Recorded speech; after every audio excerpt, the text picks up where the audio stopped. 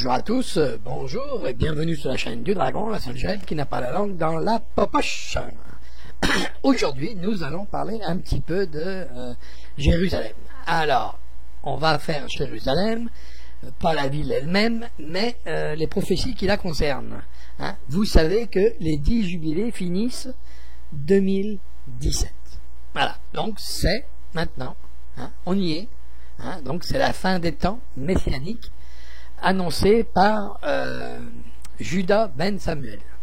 Hein, donc c'est un rabbin. Hein, pour ceux qui ont déjà vu mes vidéos, hein, mes dernières vidéos, hein, avant l'Apocalypse, on avait fait la vidéo la marque de la fin des temps, et et je vous avais parlé de cette prophétie. Et là on est dans la fin, ça y est. Pour ça que je la fais. Mais nous allons voir d'abord Jérémie. Alors, Jérémie 31, qui est « Voici que les jours viennent, déclare l'Éternel, où je conclurai avec la communauté d'Israël et la communauté de Juda une alliance nouvelle. » Ah, voilà. Ça, il faut le retenir. Ça, il faut le retenir. Alors, quelle est cette alliance, hein? Et c'est une nouvelle alliance. Hein? Faut savoir que jusque-là, il y avait les tables de la loi. Okay?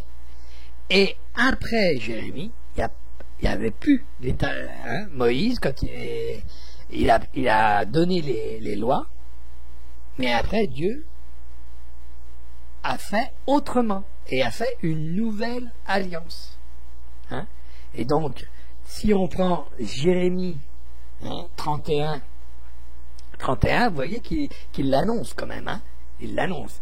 Et après, on descend un peu, et puis on va vers Jérémie 33, hein, 31, 33, quoi, hein, on est d'accord.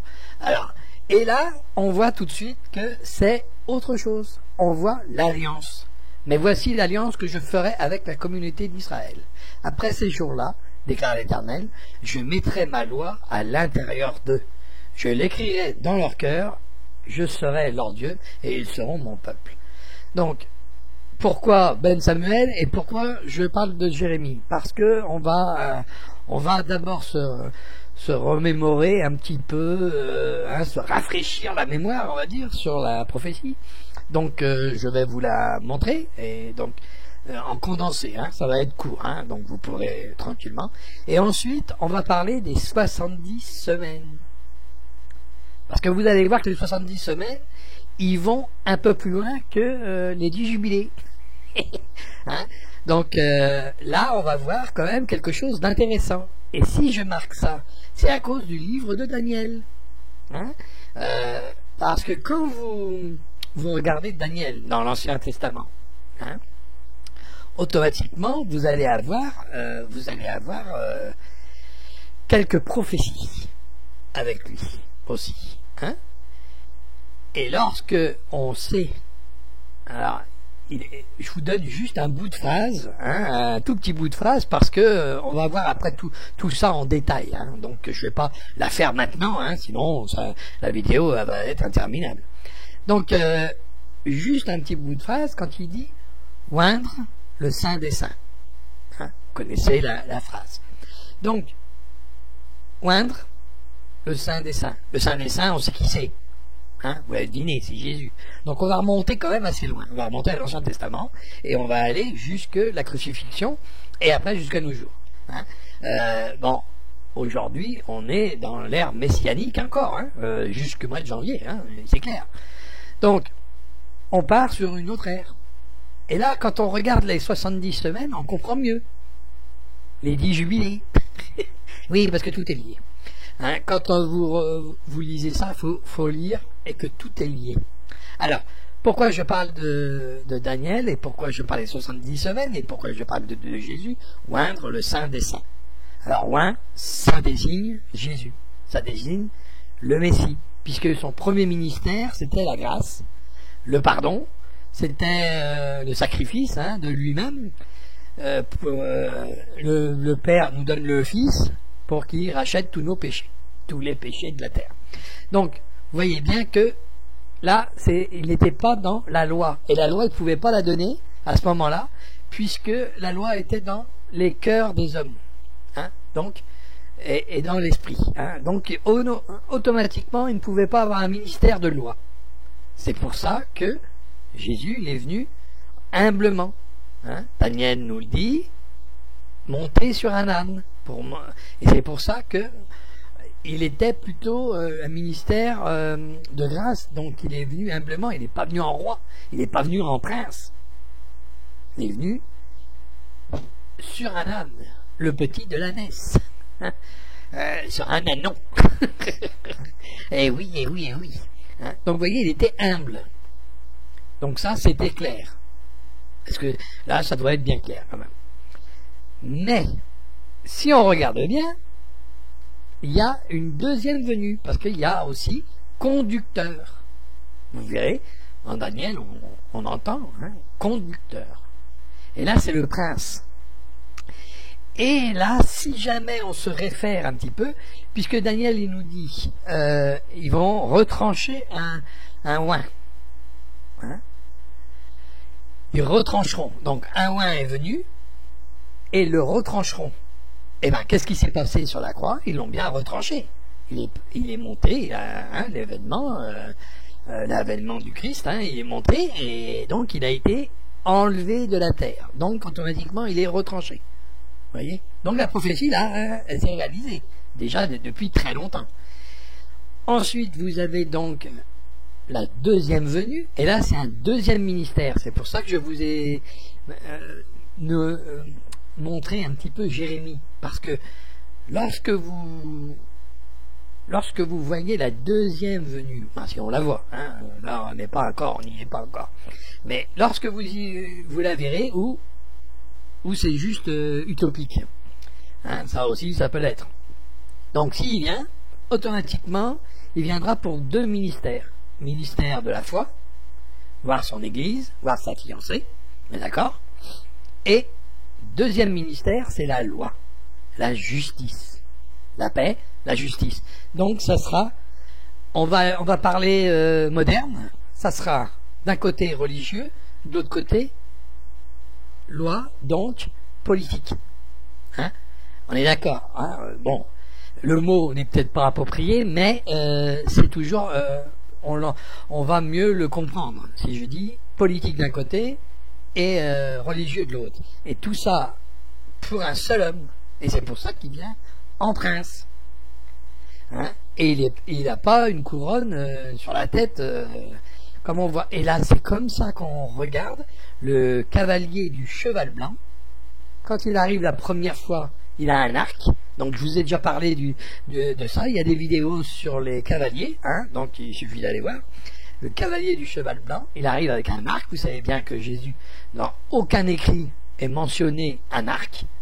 C'est plutôt une épée, à double tranchant certes, mais une épée. Donc on comprend que là, ça ne sera pas lui qui viendra, ça sera un autre.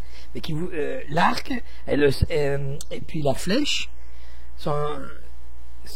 il veut aller droit dans le cœur, vous voyez, des hommes, mais il n'a pas la possibilité de le faire par la voix, par l'esprit. Donc il va le faire par l'action. C'est pour ça qu'il a un arc et des flèches. Parce qu'il faut qu'il touche sa cible. Donc la cible, c'est nous, et il faut qu'il nous touche. Pour nous toucher, et c'est pas avec sa parole. Ça sera avec des actions. Et c'est pour ça que beaucoup seront convaincus. L'action qui mènera.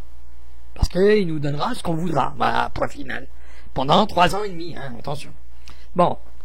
Ensuite, la deuxième venue du cheval blanc, c'est le deuxième cavalier. Hein, le cheval blanc, il n'y en a qu'un, mais il y a 2 cavaliers.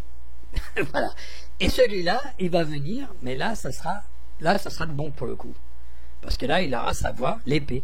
Alors, moi, j'ai un petit truc avec ça, c'est que si jamais, les prophètes, quand ils ont fait des prophéties, ils sont allés au jour de Dieu. D'accord? Donc, ils ont entendu un bruit, hein, parce qu'on entend beaucoup dans les prophéties, on entend un bruit, la voix de Dieu, quoi. Hein, voilà, ils entendent ça, ils entendent un cri, un bruit, mais un bruit qu'on n'a jamais entendu. Et la terre tremble, et les montagnes se rabaissent. Je vous fais pas le topo. Bon, Eh bien, si ça pouvait être vrai, et je le pense, alors qu'est-ce qui se passe? Il se passe qu'ils sont arrivés au jour de Dieu. Donc ils n'ont peut-être pas compris le bruit. Ils ont entendu un bruit qu'ils n'ont jamais entendu de leur vie. Mais peut-être que nous, on l'a déjà entendu. Hein? Ça, c'est clair aussi. C'est peut-être un bruit beaucoup plus familier dans les temps modernes que dans les temps passés. Hein? Quand un avion passe le mur du son, on entend le bruit. Si vous mettez à Daniel un avion à passer au-dessus de lui avec un bruit pareil, excusez-moi, en plus, comme les avions ils vont plus vite que le son, automatiquement, il ne verra pas l'avion, mais il entendra le bruit. Et pour lui, est-ce que c'est un bruit normal? Il l'a jamais entendu de sa vie. Voilà, vous voyez? Donc, le ciel rouge, bon, on a déjà vu, hein, en Bretagne, le ciel jaune, donc là, même la nature nous dit que le ciel peut changer de couleur, suivi par la nature elle-même.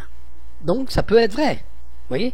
Donc, toutes les prophéties, là, il y a quelque chose qu'on voit qui est automatiquement vérifiable si on s'en donne la peine. Voilà. Hein? Donc, et les montagnes qui s'abaissent, eh ben, imaginez-vous un bruit étrange et un tremblement de terre par-dessus. Alors là, le bruit va être amplifié. Hein? Donc on va regarder maintenant, je vous reprendrai un petit peu enfin, on va regarder maintenant la vidéo que je vous ai préparée. Et donc on va commencer par vous remettre un petit peu en mémoire Judas ben Samuel. Et ensuite on part directement sur comprendre les 70 semaines. Hein.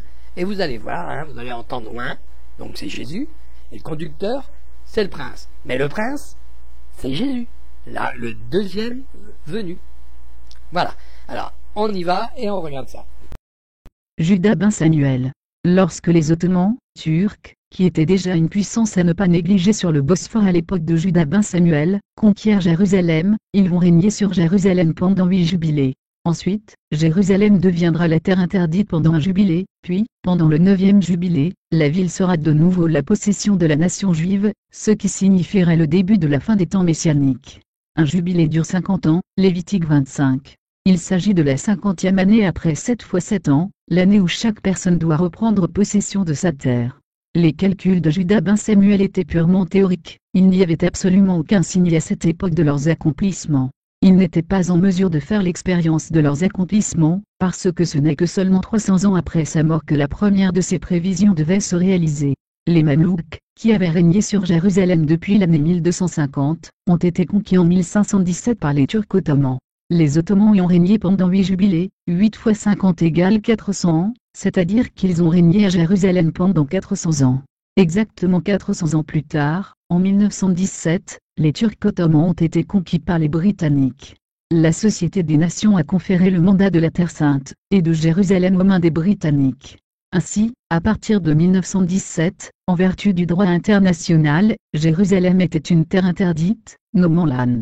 Puis, quand Israël s'est emparé de Jérusalem dans la guerre des 6 jours en 1967, exactement un jubilé, 50 ans, après 1917, Jérusalem est redevenue la propriété des Juifs israéliens une fois de plus. Ainsi, selon les prophéties de Judas ben Samuel, la fin des temps messianiques commencèrent. Mais, pour résumer les prédictions étonnantes, en l'an 1217, ce rabbin érudit et pieux a prophétisé que les Turcs ottomans régneraient sur la ville sainte de Jérusalem pendant 8 jubilés.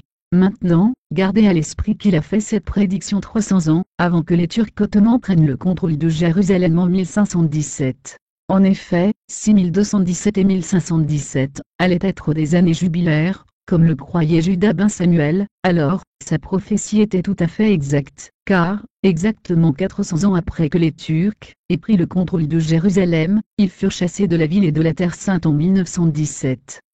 Par les forces alliées sous le commandement du général Georges Allenby, soit dit en passant pendant le Hanouka. Mais, cela devient encore plus intéressant. Le rabbin a aussi prophétisé que, pendant le 9e jubilé, la ville de Jérusalem serait une terre interdite, no man's land. C'est exactement ce qui s'est passé de 1917 à 1967, en raison du fait que la Terre Sainte a été placée sous mandat britannique en 1917, par la Société des Nations, littéralement, n'appartenait à aucune nation. Même après la guerre d'indépendance d'Israël en 1948-49, Jérusalem était encore divisée par une bande de terre passant directement au cœur de la ville, avec la Jordanie contrôlant la partie orientale, et Israël contrôlant la partie occidentale de la ville. Cette bande de terre était considérée, et même appelée No Man's Land à la fois par les Israéliens et les Jordaniens. Il a fallu attendre la guerre des 6 jours de 1967, pour que la totalité de la Cisjordanie, et de la Terre Sainte soit conquise par l'armée israélienne, et que la totalité de la ville de Jérusalem, retourne entre les mains d'Israël. Donc, une fois de plus, une prophétie faite par un rabbin, 750 années auparavant, a été accomplie à la lettre. Ce serait certainement significatif, si les années 1917 et 1967, auraient été des années jubilaires, compte tenu de l'importance de ce qui s'est passé à Jérusalem pendant ces années. Mais, ça devient encore plus intéressant, parce que Juda ben Samuel, a aussi prophétisé que Jérusalem, pendant le 10e jubilé, serait sous le contrôle des Juifs, et que la fin des temps messianiques allait commencer. S'il a raison, le 10e jubilé a commencé en 1967, et s'achèvera en 2017. Donc si je me réfère à cette prophétie, alors nous y sommes. Que va-t-il se passer à votre avis? Sommes-nous là pour voir les tribulations? Mais si c'est le cas, les verrons-nous? Ça c'est moins sûr. Ainsi, selon les prophéties de Juda ben Samuel, le compte à rebours de la fin des temps des nations, et de la fin du mépris de Jérusalem devait commencer dès 1967. Et c'est exactement ce qui est arrivé. Jésus l'avait lui-même prophétisé, Jérusalem sera foulée aux pieds par les nations, jusqu'à ce que le temps des nations soit accompli, Luc 21, 24. C'est ce qui s'est passé sous nos yeux en juin 1967 lors de la guerre des 6 jours. En effet, la fin du mépris de Jérusalem marque, donc la fin de son occupation par les nations, et simultanément la fin prochaine du temps, qui leur a été accordé comme il est écrit, Jérusalem sera foulée aux pieds par les nations, jusqu'à ce que le temps des nations soit accompli en conséquence, du fait que Jérusalem n'est plus foulée aux pieds par les nations depuis le 7 juin 1967. Cela veut dire, en termes eschatologiques, que les nations sont entrées de manière irréversible dans la phase finale des derniers temps. Ainsi, avec la récupération de la vieille ville de Jérusalem par l'armée israélienne, le 7 juin 1967, la prophétie de Jésus se réalise sous nos yeux, et déclenche le compte à rebours de la fin des temps. Cette prophétie réalisée à notre époque, nous oblige à regarder ce signe eschatologique comme irréfutable. On n'argumente pas contre les faits. La proximité de la fin de cette ère est là devant nous, le compte à rebours est ainsi déclenché pour les nations. Depuis le 7 juin 1967, les nations ont au-dessus de leur tête une épée de Damoclès, c'est-à-dire que le châtiment divin sur les nations, est sur le point de se réaliser, comme il est écrit dans les Écritures saintes. Qu'on se le dise, les nations sont en train de vivre leur dernier temps. Si donc les prophéties concernant l'exil et le retour du peuple juif, se sont réalisées à la lettre à notre époque, immanquablement la prophétie concernant la fin des temps des nations, se réalisera elle aussi bientôt à la lettre. Comprendre la prophétie des 70 semaines de Daniel. L'avènement de Jésus, signe fin des temps. Le livre de Daniel dans la Bible est un livre merveilleux. Les 6 premiers chapitres racontent l'histoire de Daniel, et sont mis en scène au cours des épisodes de Babylone et de la Perse. Les chapitres 7 à 12 présentent des visions d'événements historiques, dites des prophéties. Il s'agit ici d'aborder l'une des visions qui donne des indices très précis concernant la fin des temps. Avant tout, remettons-nous dans le contexte. Il s'agit de Daniel dans l'Ancien Testament. À ce moment présent, le peuple de Dieu est Israël, la ville sainte Jérusalem. Ainsi, il ne s'agit pas de l'Église mais du peuple juif. La prophétie des 70 semaines concerne donc spécifiquement le peuple de Dieu, le peuple juif, et la cité de Jérusalem. Au-delà du fait que l'histoire du temps tourne autour du peuple de Dieu, nous pouvons affirmer que la roue du temps a commencé à tourner. Le sablier de temps s'est retourné pour annoncer la fin des temps. 70 semaines ont été fixées sur ton peuple et sur ta ville sainte, pour faire cesser les transgressions et mettre fin au péché, pour expier l'iniquité et amener la justice éternelle, pour sceller la vision et le prophète, et pour oindre le Saint des Saints. Sache-le donc, et comprends. Depuis le moment où la parole a annoncé que Jérusalem sera rebâtie jusqu'à loin, au conducteur, il y a 7 semaines et 62 semaines, les places et les fossés seront rétablis, mais en des temps fâcheux. Après les 62 semaines, un oint sera retranché, et il n'aura pas de successeur. Le peuple d'un chef qui viendra, détruira la ville et le sanctuaire, et sa fin arrivera comme par une inondation. Il est arrêté que les dévastations dureront jusqu'au terme de la guerre. Il fera une solide alliance avec plusieurs pour une semaine, et durant la moitié de la semaine, il fera cesser le sacrifice et l'offrande. Le dévastateur commettra les choses les plus abominables, jusqu'à ce que la ruine et ce qui a été résolu fondent sur le dévastateur. Daniel 9, 24 à 27. Comme il a dit précédemment, les 70 semaines sont composées comme suit. Quel rapport ces semaines ont-elles avec Jésus? Jusqu'à loin, loin étant, le Messie. Le conducteur étant, le prince, il y a 7 semaines et 62 semaines. Daniel 9. 25. Si nous sommes inspirés par Dieu, pour découvrir l'existence d'un calendrier biblique parfait de 12 mois de 30 jours, faisant une année de 360 jours, cette découverte permet de déterminer précisément la durée des 69 premières semaines d'année de la prophétie de Daniel, ainsi que la durée de la dernière semaine. Rappelez-vous que cette prophétie n'est pas seulement une question d'astronomie, de mathématiques, ou de calculs obscurs et compliqués. Cette prophétie, que nous sommes destinés à comprendre, est avant tout une question qui doit toucher notre cœur. Elle nous concerne donc directement, vous et moi. Cette merveilleuse prophétie des 70 semaines, nous a été donnée par le Seigneur, parce que le cœur de Daniel était rempli d'amour pour son peuple, et pour sa cité de Jérusalem. Rappelez-vous que c'était à cause du fardeau que Daniel ressentait pour son peuple qu'il a été poussé à jeûner et à prier, alors qu'il se trouvait à Suse, dans son lieu d'exil. C'est pour cela que les choses ont commencé à bouger. Dès que Daniel commençait à chercher la face de Dieu, pour obtenir la restauration de la cité sainte, et le rassemblement de son peuple, sa prière est parvenue devant le trône de Dieu. La requête de Daniel correspondait parfaitement au plan et au dessein de Dieu. Le Seigneur l'a entendu. Et il a agi. Immédiatement, Gabriel, un ange qui se trouvait devant le trône de Dieu, fut envoyé vers Daniel, porteur d'un message divin. Ce message révélait les volontés ultimes de Dieu concernant son peuple. Nous allons nous intéresser plus en détail aux 69 premières semaines. Relisons ce passage de l'Écriture.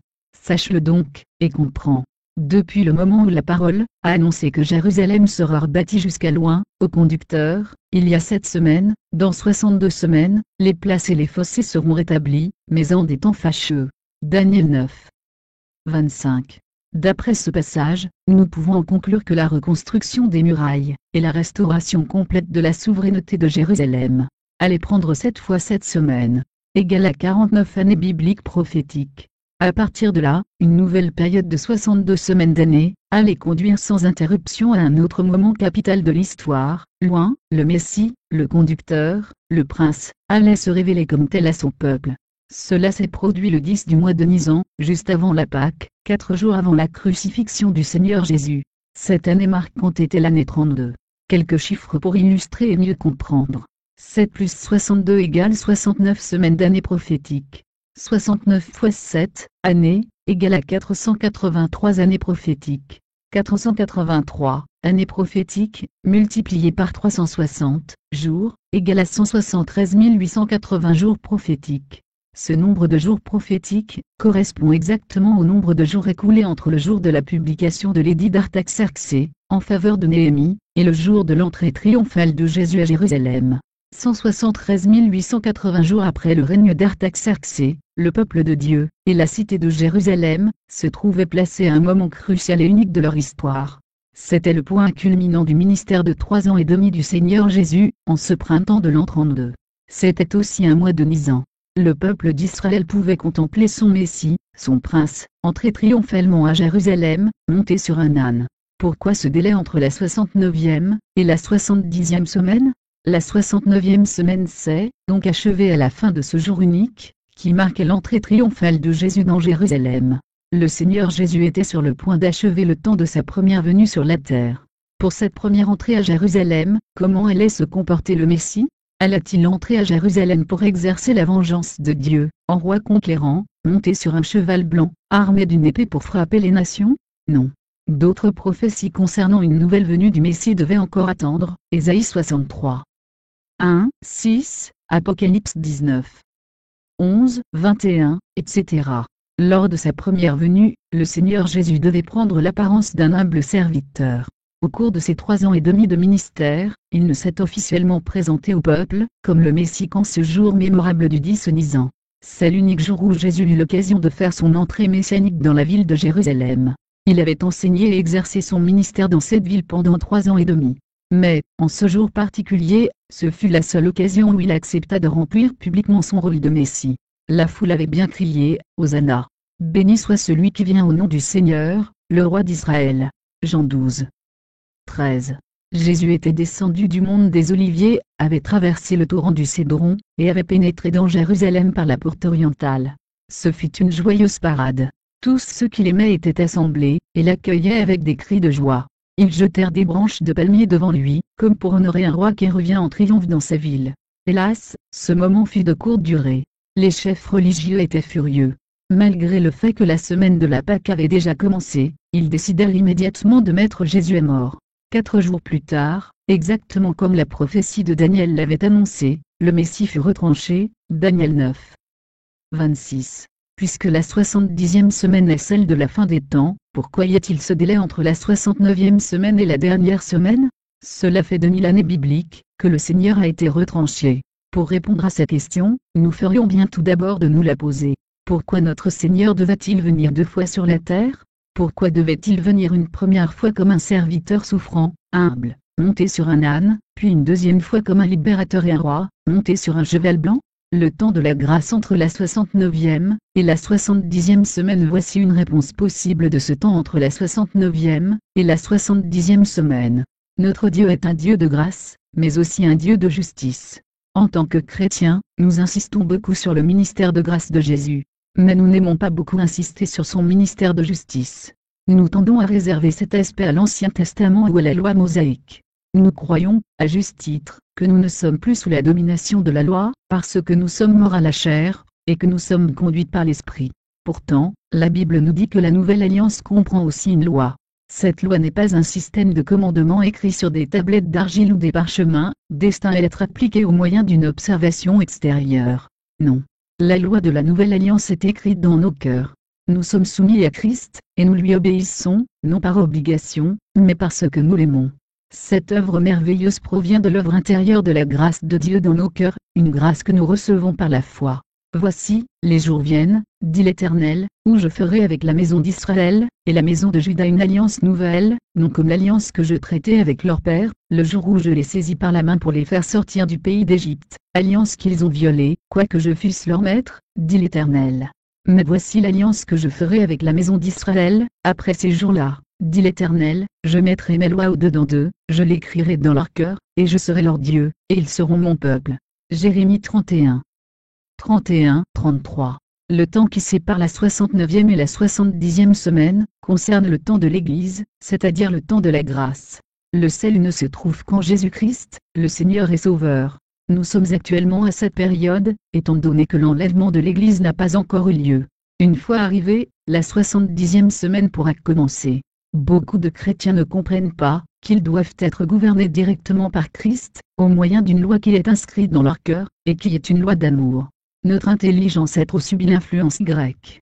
Nous abordons les réalités spirituelles de la même manière que nous abordons les choses de cette vie, en termes de logique grecque.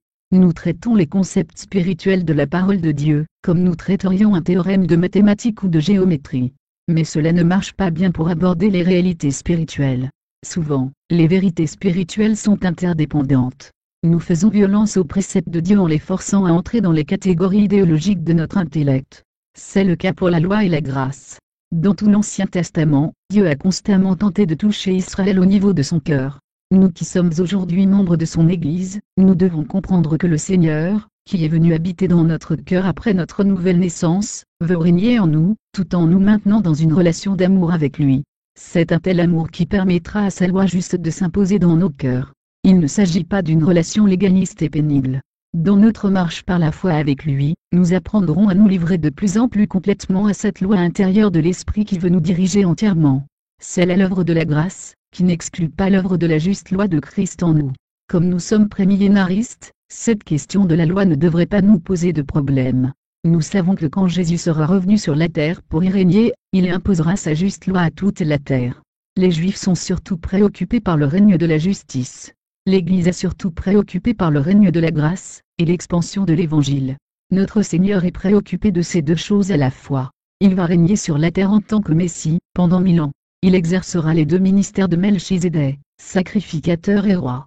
En tant que sacrificateur, sa mission sera de rapprocher Dieu et les hommes. En tant que roi, sa mission sera de faire régner la justice sur la terre. Ce sont les deux aspects de son ministère. Ils sont symbolisés par les deux pièces de bois mentionnées dans Ézéchiel 37, ou par les deux oliviers de Zacharie 4. Ces deux aspects du ministère du Messie nous permettent de comprendre pour quelle raison le Seigneur devait venir 2 fois sur la terre, et aussi pour quelle raison il doit y avoir un délai entre ces deux venues. Les 69 premières semaines de Daniel se terminent au moment où le Messie achève son ministère terrestre de grâce, en tant que serviteur souffrant. Tout au long de sa première venue, nous voyons que le ministère du Seigneur a surtout été un ministère de sacrificateur. Comme rédempteur, il est venu en toute humilité. Il voulait offrir à son épouse le don du salut. Quand il reviendra sur la terre, il exercera les deux ministères qui seront les siens, selon l'ordre de Melchisédek. Il sera à la fois sacrificateur et roi.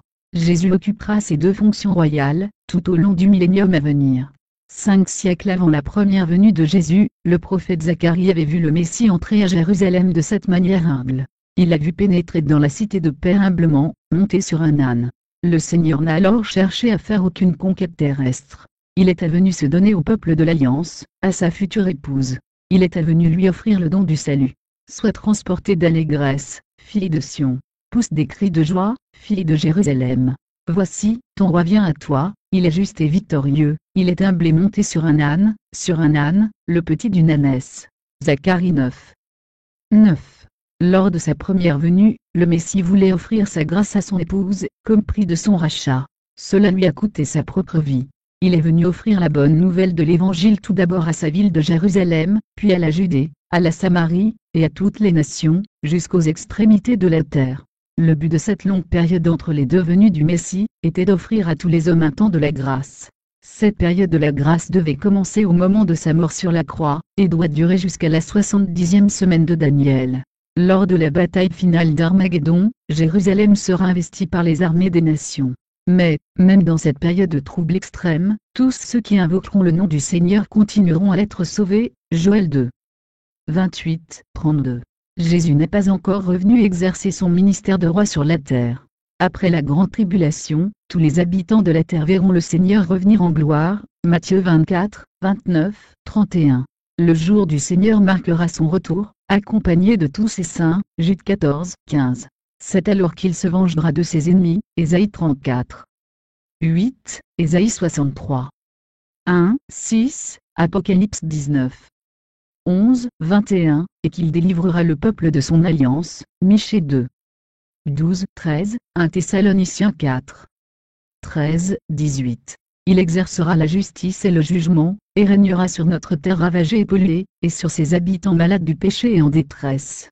De même que la première venue du Seigneur, s'est produite exactement au moment prévu, à la fin de la 69e semaine de Daniel, ainsi, sa seconde venue sur la terre, se produira à la fin de la 70e semaine, pour instaurer le glorieux millénium. Apocalypse 20. 1, 9. Le Messie dirigera la politique et la religion de toute la terre. Son règne s'exercera à partir de la ville de Jérusalem, la ville de paix, la ville de Melchisédek. Les 2 jours de l'Église nous voilà entrés dans le 21e siècle. 2000 années bibliques se sont écoulées, depuis que le Seigneur a fait son entrée triomphale à Jérusalem, en ce 10 du mois de Nisan de l'an 32. Le prophète Osée nous annonce aussi un délai de 2 jours, et parle d'un réveil lors du 3e jour. Venez, retournons à l'Éternel. Car il a déchiré, mais il nous guérira, il a frappé, mais il bandera nos plaies. Il nous rendra la vie dans 2 jours, le 3e jour il nous relèvera, et nous vivrons devant lui. Osée 6. 1, 2. Ceci est très intéressant. Osée parle d'un délai de 2 jours après les derniers jugements de Dieu, où il a déchiré et frappé. Se peut-il que ces 2 jours correspondent à 2 millénaires, ou encore à 2000 ans? Comment interpréter cette promesse faite par Dieu, quand il parle de rendre la vie et de relever?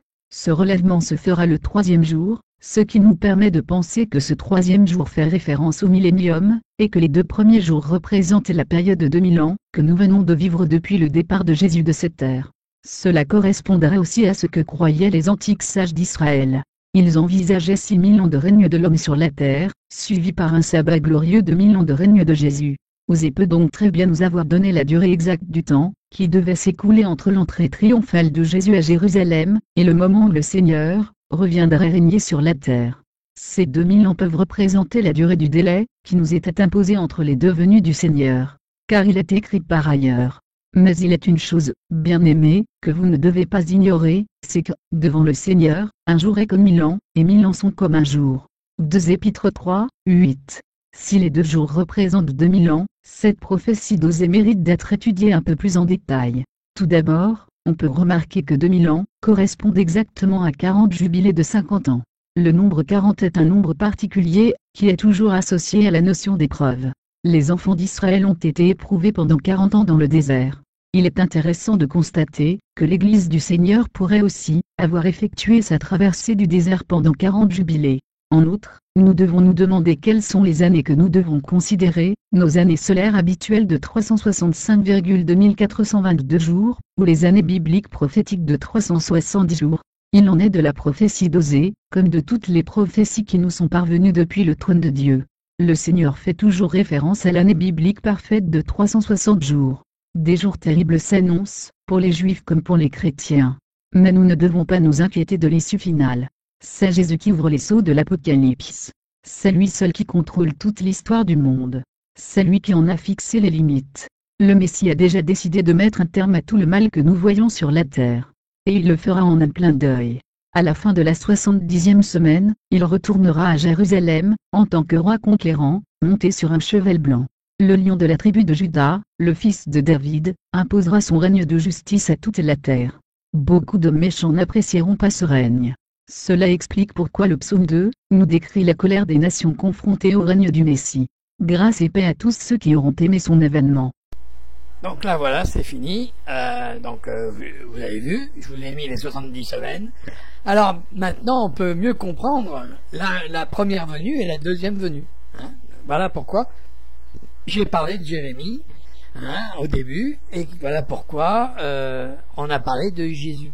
Alors, vous voyez, on parle de jubilé là aussi, mais attention, c'est 40, c'est pas 50, c'est pas 10. Alors, Ben Samuel, qu'est-ce qu'il a fait? Il a fait les 10 derniers. Voilà. Comme ça, vous le savez. C'était simple à comprendre. Il n'a pas fait tous les jubilés, il n'est pas parti jusqu'à l'Ancien Testament. C'est clair. Il a fait les 10 derniers. Voilà. Et comme ça, on a mieux la compréhension des 10 jubilés, des 70 semaines. Vous voyez, les 70 semaines arrivent jusque nos jours. Et donc, on pourrait maintenant superposer les deux prophéties et dire que, voilà, nous sommes à la fin de l'époque messianique. Donc voilà, donc le jubilé, le 10e est fini, et nous entrons dans la dernière semaine. Alors, là, c'est au choix. Une semaine, un jour de Dieu, vous savez, bon, on va pas le refaire. Donc vous voyez que là, attention. Attention. Donc si vous voyez, pour avoir des signes avant-coureurs, vous verrez les nations se criper le chignon. Vous verrez l'Église dire tout et n'importe quoi. C'est un peu ce qui est fait. C'est un peu ce qui est fait. Vous verrez des religions qui ne sont pas du tout de Dieu monter en épingle. Alors, je désigne personne. Donc vous voyez bien que ils tueront beaucoup de gens pour son nom. Regardez ce qui se passe dans les pays désertiques là-bas. Parce que vous êtes catholique, alors vous êtes bon à faire un steak haché. Voilà. Bon, c'est peut-être un peu cru, c'est peut-être imagé, mais enfin, c'est ça. C'est ça le truc. Vous voyez, là-bas, c'est pas bon d'aller à l'église. J'ai vu un reportage une fois où ça qu'il y avait un chrétien dans ces pays-là, la peur au ventre pour aller à l'église, quoi. C'est clair, comme il dit, vous savez pas ce que c'est d'aller à une église et puis d'avoir la peur au ventre. Parce que on peut nous attendre à la sortie, comme on dit. Et là, c'est pas à la récré. Voilà, le problème il est là. Donc voilà pour ce qui est de cette vidéo. J'espère qu'elle vous aura plu. Si elle vous a plu, un petit pouce dans l'air, ça fait du bien. Si elle vous a pas plu, un pouce en bas. Voilà. Mais je vois pas pourquoi elle vous plairait pas, parce que je trouve que là, celle-là, je l'aime bien. Je l'aime bien parce que elle dit vraiment les choses telles qu'elles sont. Et puis, bien sûr, bonne fin de jubilé. Enfin, bonne fin d'année. Bonne fin d'année. Et je ferai une vidéo sur Noël, un petit peu, là, elle est en préparation, justement. Et nous allons voir ça après. Donc voilà pour ce qui est des jubilés. Alors j'espère que ça aura été assez clair. Si c'est pas assez clair, je peux en refaire une deuxième avec un peu plus creusé. Mais bon, je pense que là c'est clair quand même. Hein, il suffit d'écouter et d'écouter une deuxième fois pour ceux qui n'auraient pas compris. Hein, vous voyez, donc les 70 semaines, hein, voilà, bon, au départ, quand on écoute ça d'une oreille non attentive, c'est vrai que c'est pas excellent. Bon, là-dessus, je vous souhaite une bonne journée, un bon soleil pour ceux qui en ont, bonne pluie pour ceux qui en ont aussi. Hein, ben, il en faut, hein, un peu de pluie quand même. Et puis une bonne neige pour ceux qui en ont, parce qu'il y en a qui ont de la neige. Ah bah eux au moins, hein. Bon, ils vont faire du ski au moins. Là c'est bien. Nous sur l'eau, on risque pas de faire du ski, à part du ski nautique. Mais comme c'est pas assez, il pleut pas assez, donc on peut pas mettre de bateau. Voilà, bon, allez, arrêtons les conneries, ça suffit. Bon, alors bientôt, et puis en espérant que tout ça vous